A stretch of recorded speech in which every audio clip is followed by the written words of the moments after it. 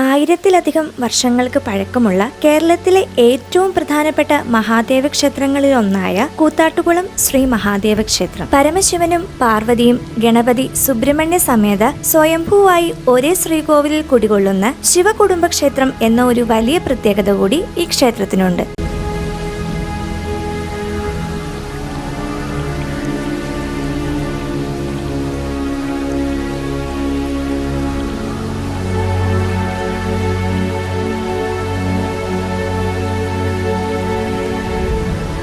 ക്ഷേത്രത്തിന്റെ മുൻവശത്ത് തന്നെയായി ഒരു വലിയ ആൽമരവും പഴയകാല പ്രൗഢി ഓർമ്മിപ്പിക്കുന്ന ഒരു ഗോപുരവും കാണാം. കാലപ്പഴക്കം കൊണ്ട് കുറേയേറെ നാശനഷ്ടങ്ങൾ സംഭവിച്ചിട്ടുണ്ടെന്ന് നമുക്ക് ക്ഷേത്രം കാണുമ്പോൾ തന്നെ മനസ്സിലാവും. എന്നിരുന്നാലും ധാരാളം ഭക്തജനങ്ങൾ ഇങ്ങോട്ടേക്ക് എത്തുന്നുണ്ട്.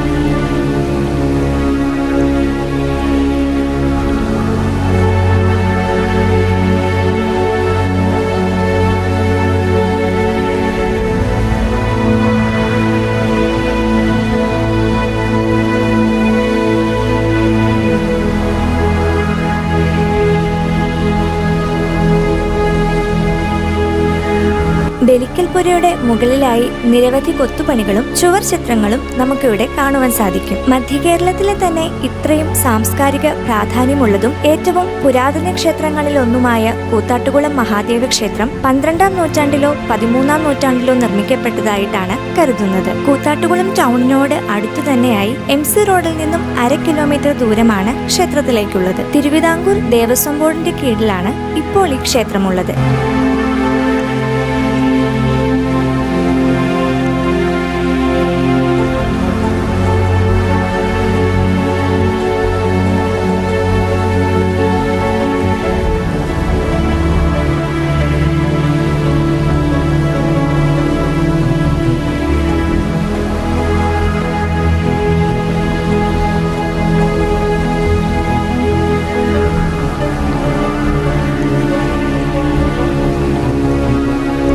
ക്ഷേത്രത്തിന്റെ അടുത്ത് തന്നെയായിട്ട് മനോഹരമായ ഒരു വലിയ കുളവും നമുക്ക് കാണുവാൻ സാധിക്കും. അപ്പോൾ ഇത്രയേറെ പ്രാധാന്യമുള്ള പഴയകാല പ്രൗഢി ഓർമ്മപ്പെടുത്തുന്ന ഈ ക്ഷേത്രം നിങ്ങളും സന്ദർശിക്കുക.